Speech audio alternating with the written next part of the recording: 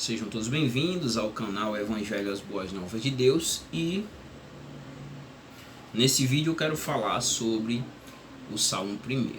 Mas antes eu gostaria, se você não viu ainda, que você assistisse os vídeos referentes ao livro de Salmos, né? Ou aos livros, ou ao livro, né? Se você for ver a introdução que eu fiz do livro de Salmos, você vai entender o porquê eu estou falando livros, né? Mas também fiz exposição de 3 salmos de degraus, sendo que de forma resumida, né? Mais uma síntese do que a exposição em si. Hoje eu quero, depois da introdução do livro de Salmos, do panorama do que é o livro de Salmos, que eu fiz no vídeo anterior, se você for aí no canal, na playlist, você vai ver. Hoje eu quero começar expondo o Salmo 1, né? O primeiro Salmo, né? Esse Salmo, aqui na minha epígrafe, tá como título A Felicidade dos Justos e o Destino dos Ímpios, né? O tema que eu coloquei é o justo e o ímpio, e se eu fosse acrescentar o contraste da vida, né? Esse salmo, o Salmo 1, ele é um salmo de sabedoria, né? Ele serve como uma introdução ao primeiro livro de Salmos. Se você for ver aí na introdução, no vídeo anterior, você vai ver que o livro de Salmos é dividido em 5 partes, ou 5 livros, né? E o livro 1, o primeiro livro, ele vai do Salmo 1 até o Salmo 41. Recomendo muito que você assista a introdução, porque você vai entender melhor o livro de Salmos, ou os livros dos Salmos, né? De Salmos. Esse salmo em específico, o Salmo 1, ele revela um contraste entre a atitude do justo e do ímpio, e isso referente à lei de Deus. Um panorama aqui, se nós fôssemos fazer, o salmo ele fala de pessoas, caminhos e destinos, né? Quando nós fixamos os dois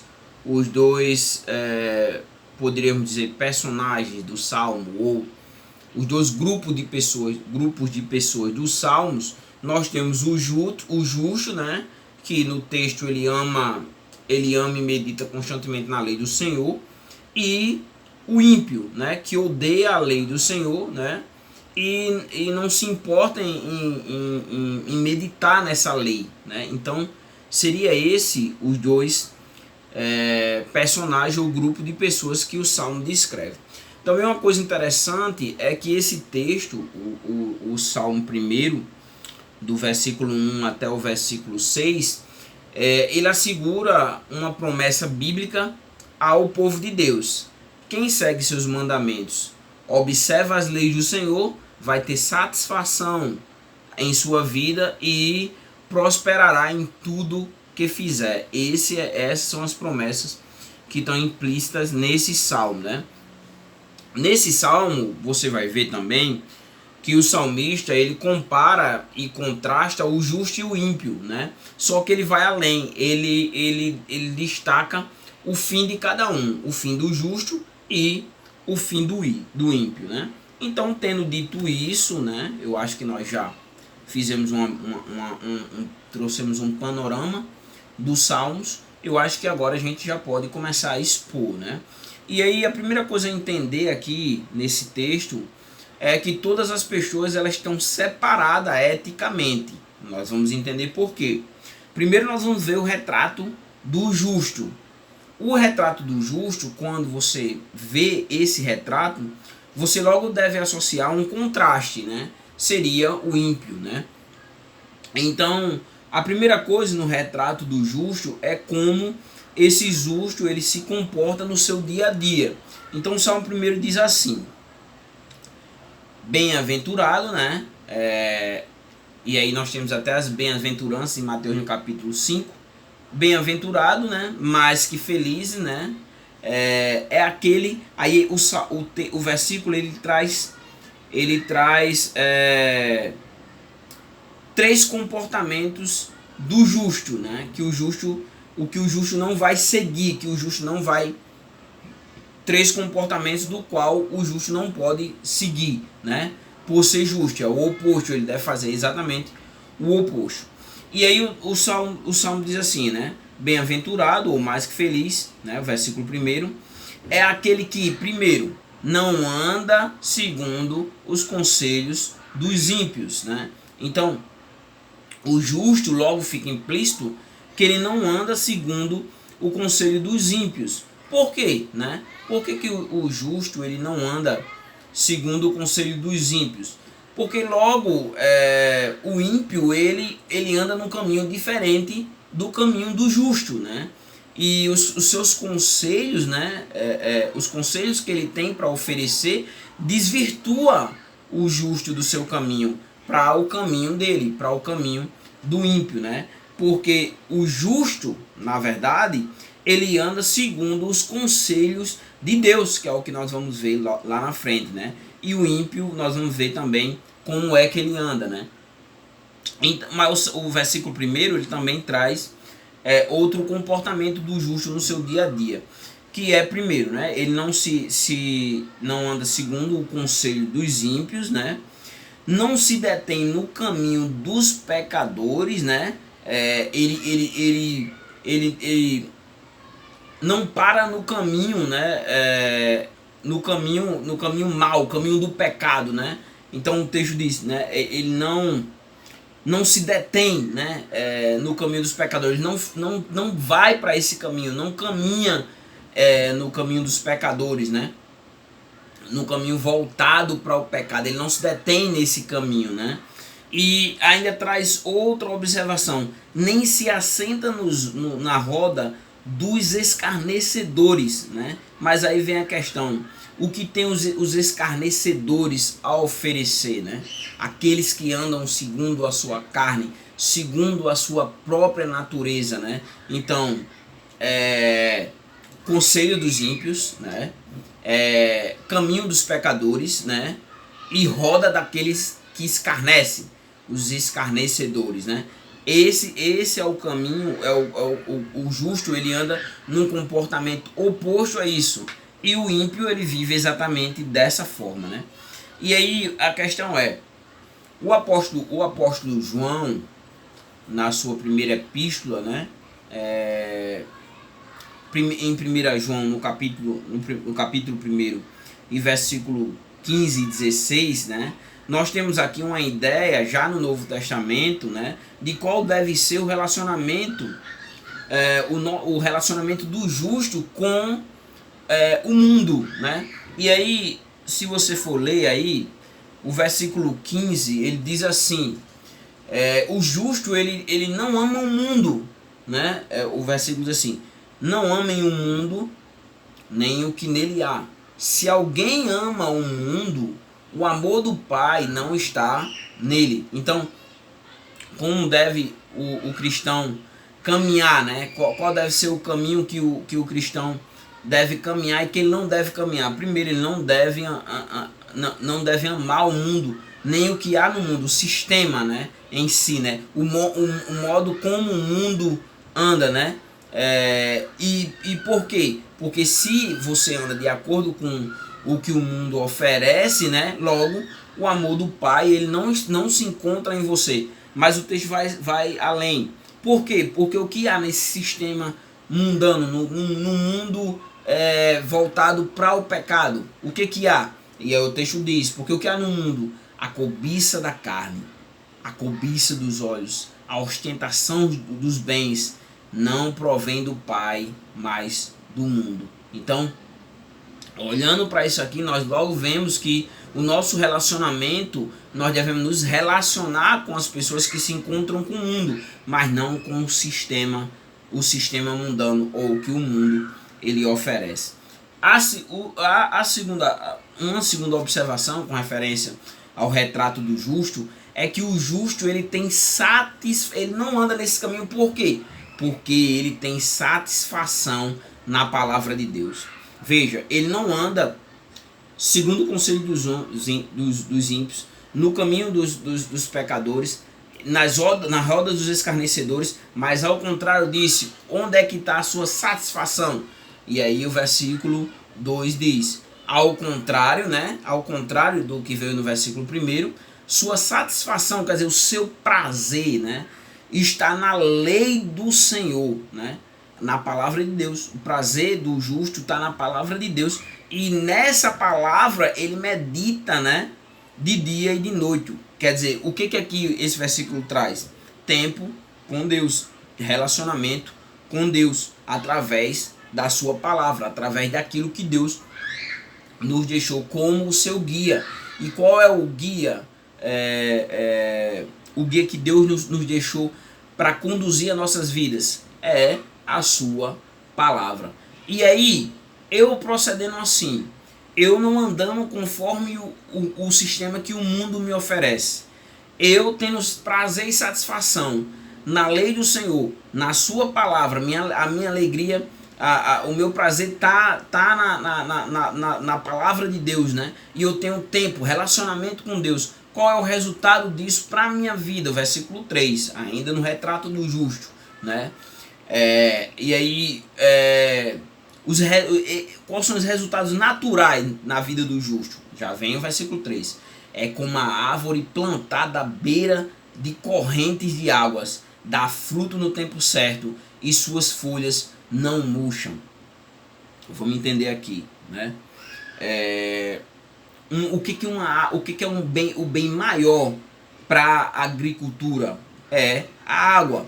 Então o salmista diz, né, que quando eu tenho satisfação e medito de noite, tenho comunhão com Deus, o resultado é que eu sou como uma árvore que é plantada, né, à beira das correntes onde passam as águas. Quer dizer, diariamente eu sou regado, diariamente a água ela chega até a árvore. E qual é o resultado? Saúde. O texto diz, né, que dá fruto no tempo certo. Quer dizer, quando chega o momento de frutificar, a árvore frutifica, né? E suas folhas elas não murcham. Quer dizer, não é uma árvore doente, né? Não é uma árvore que não tem vida nela, né? E aí vai morrendo gradativamente, as folhas vão caindo. Não, mas ao contrário, ela tem saúde espiritual. Se nós fôssemos alegorizar a vida de um cristão, um cristão a partir desse versículo, né? Ele é regado diariamente pelo Espírito Santo de Deus. E como fala em João no capítulo 15, ele dá fruto, né? E dá muitos frutos, né? E ele tem saúde espiritual, porque essa saúde espiritual ela é produzida na vida do cristão através do Espírito Santo de Deus. E aí nós temos também o retrato do ímpio, né? O ímpio, se nós formos voltarmos, fazendo o contraste, a primeira coisa que nós vemos, vamos na frente aqui, a gente já vê isso, né? Vamos só ver aqui o versículo 4, que vai trazer o retrato do ímpio. Não é o caso dos ímpios, quer dizer, os ímpios não frutificam, né? E aqui ele traz a última parte, né? Não é o caso dos ímpios, são como palha que o vento leva, né? Quer dizer, não tem valor, né? Serve apenas para ser jogado fora, né? A palha ela é separada, ela é jogada pelo vento para separar, essa palha ser separada e aí lançada no fogo, não tem serventia nenhuma, né? Não é o caso dos ímpios, são como palha que o vento leva, né? Quer dizer, sem valor e serve apenas para ser jogado fora. Então, voltando atrás e fazendo um contraste, qual é a vida do ímpio, né? A partir dos versículos anteriores. Ele anda segundo seus conselhos, seus próprios conselhos, né? Os conselhos uns dos outros, né? Que não tem compromisso com Deus, né?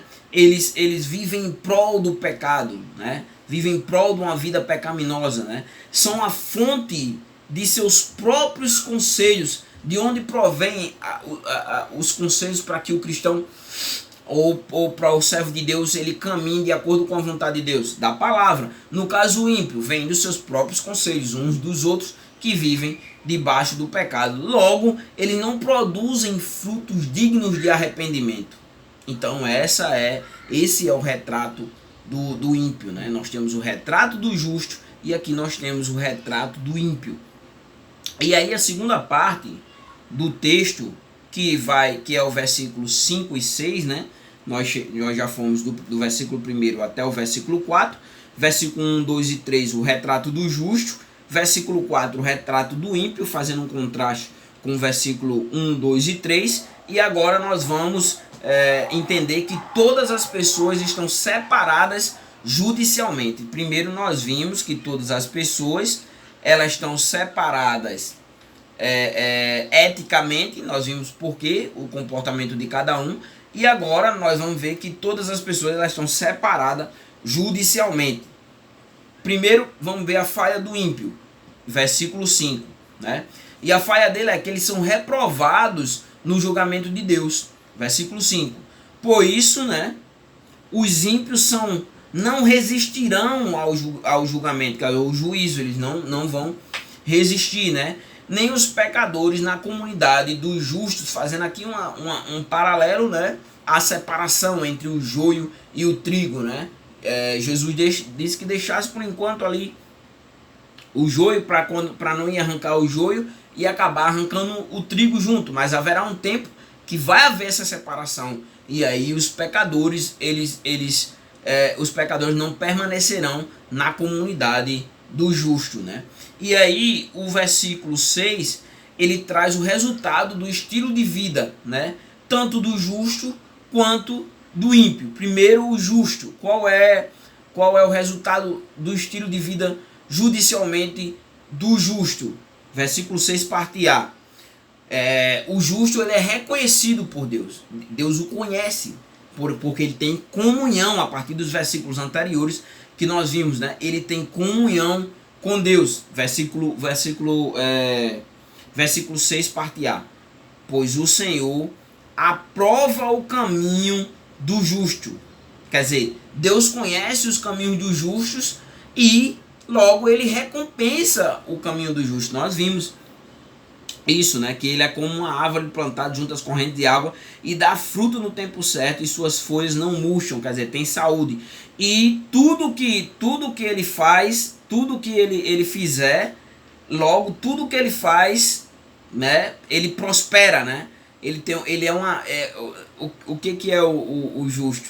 O justo eu botei aqui, né? O justo é uma bênção ambulante. Nós vamos ver essa bênção ambulante mais à frente. Eu quero usar um exemplo, né? E aí nós também temos o resultado do estilo de vida de ambos, né? Na vida do ímpio, que é a ruína, né?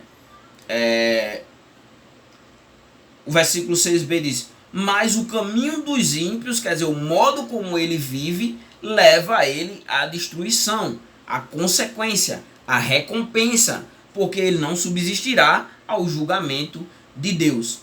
Aqui eu quero fazer um paralelo, né, que haverá um dia que Deus ele vai julgar, haverá um julgamento de Deus a todos serão julgados, e haverá alguns critérios, né? Mas aí se eu morrer, logo eu escapo desse julgamento. Mas Hebreus 9, 27, né, diz que ao homem é concedido morrer uma única vez e após isso vai seguir o juízo. Lucas capítulo 16, caso não esteja enganado, a partir do versículo 19, a parábola de Lázaro rico, nós vemos ali que mesmo após a morte houve um julgamento, quer dizer, você decide em vida esse julgamento. E mesmo assim, mesmo morrendo, você não escapa desse julgamento. E aqui eu trouxe dois textos para a gente ilustrar isso. João capítulo 5, versículo 28 e 29 diz assim: não fiquem admirados com isso, pois está chegando a hora em que todos os que estiverem no túmulo ouvirão a sua voz, e os que fizeram o bem vão ressuscitar para a vida, e os que fizerem o mal ressuscitarão para serem condenados. Aí nós vamos lá para Apocalipse para ver esse julgamento. Apocalipse capítulo 20, versículo 11, diz assim, versículo 11, versículo 15. Versículo 11 primeiro: depois vi um grande trono branco e aquele que nele estava sentado. A terra e o céu fugiram da sua presença e não encontrou lugar para eles. E aí depois ele vai dizendo que a continuação desse texto é que o mar vai dar os mortos, né? O inferno vai dar os seus mortos. Quer dizer, vão se reunir todos os mortos, mesmo que tenham morrido, todos vão vir para esse julgamento. É mais ou menos essa a ideia do texto. E o versículo 15 diz assim, e aí vem o versículo 15, que o versículo 15 ele vai trazer o critério do julgamento. E qual é o critério do julgamento? O texto diz assim: se o nome de alguém não foi encontrado no livro da vida, este foi lançado no lago de fogo. O inferno também vai ser jogado no lago de fogo. E quem não foi encontrado com seu nome escrito no livro da vida vai ser lançado no lago de fogo. A partir do Salmo 1, nós temos uma noção de como é que Deus ele deseja que nós nos comportemos. Como eu disse no versículo 1, ele traz 3 modelos aqui que o justo, aquele que almeja a salvação, não deve viver, né? O comportamento que uma pessoa justa deve praticar. Diante de tudo isso, vem a questão: qual lições nós podemos tirar para a nossa vida? Que aplicações podem ser feitas às nossas vidas a partir desses ensinamentos que nós encontramos aqui no Salmo 1, do versículo 1 até o versículo 6. E o primeiro que eu coloquei aqui é: o fundamento de uma vida feliz é andar de acordo com a palavra de Deus. O versículo 1 você vai ver que o Salmo diz: bem-aventurado, mais que feliz. E o versículo 3 diz que primeiro que ele dá fruto e tudo que ele faz prospera. Então qual é o fundamento? O fundamento é andar de acordo com a palavra de Deus. Logo, a felicidade está ligada ao lugar que Deus tem em nossas vidas. Veja, né? O modo como você descreve a sua felicidade está diretamente ligado ao lugar que Deus se encontra na sua vida.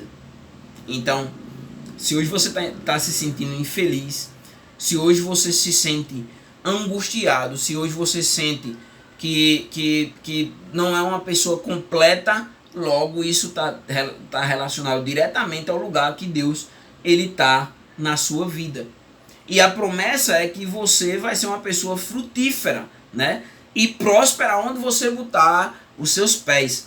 Quando nós olhamos para a vida, por exemplo, de Abraão, né? Nós vemos isso. Quando nós olhamos para a vida de Jacó, nós vemos isso. E quando nós olhamos para a vida de José, nós vemos essa promessa se cumprindo. Onde José colocava o pé, era abençoado. Assim também vai ser a sua vida. Mas a questão é como você tem vivido, né?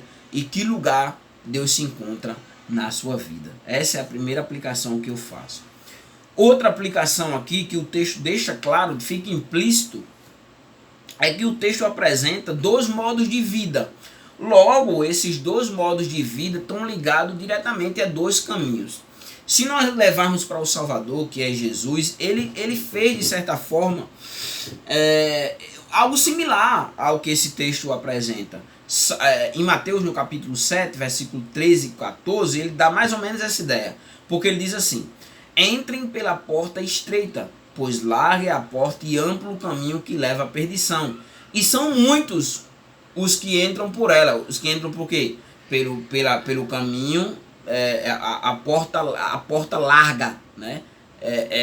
E o caminho amplo, né? São muitos os que entram. Mas ao mesmo tempo, versículo 14 diz assim: como é estreita a porta e apertado o caminho que leva à vida. E nesse caso aqui são poucos os que entram, né? Quer dizer, são poucos os que entram pela porta estreita e pelo caminho apertado, né? São poucos. Então nós vemos aqui novamente Jesus ilustrando 2 tipos de pessoa: os muitos e os poucos. Os que andam pelo caminho largo, pelo caminho amplo, e os que andam pelo caminho estreito, os que passam pela porta larga e os que entram pela porta estreita, né? Então logo o texto deixa implícito que existe 2 caminhos.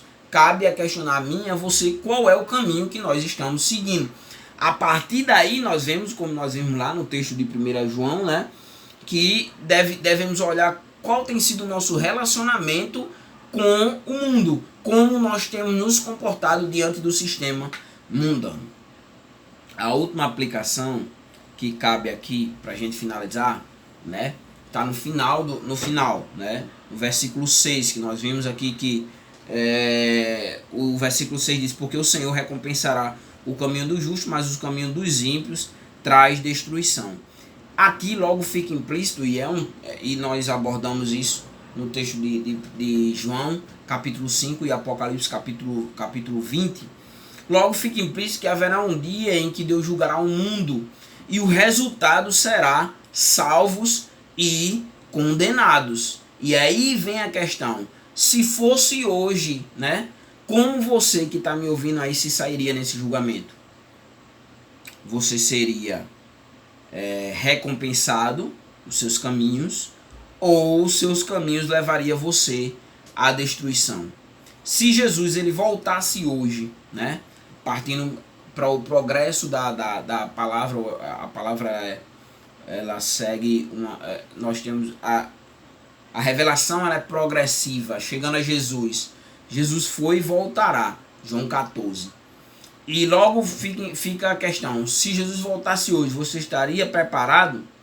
E aí nós vimos aqui também nesse texto que o grande segredo do justo é o relacionamento que ele tinha com Deus, que era constante, de dia e de noite. E aí eu pergunto: como é que está o seu relacionamento com Deus? Deus aprovaria hoje o seu relacionamento, ou você precisa abranger melhor, ou ter um relacionamento melhor com Deus, né? Deus precisa trabalhar mais esse relacionamento na sua vida, e você também precisa se dar ao trabalho de a cada dia mais melhorar esse relacionamento com Deus, através da leitura da palavra, através da oração, através dos meios de graça, indo à igreja, né? E através de buscar cada dia mais ter comunhão com Ele, né? E a melhor maneira de ter comunhão com Ele é buscando esses meios: oração, leitura da palavra, né? Jejum, né? E comunhão com os irmãos, né? Como o Salmo diz: ó quão bom e quão suave é que os irmãos vivam em união. Então, é sobre isso que o Salmo 1 fala.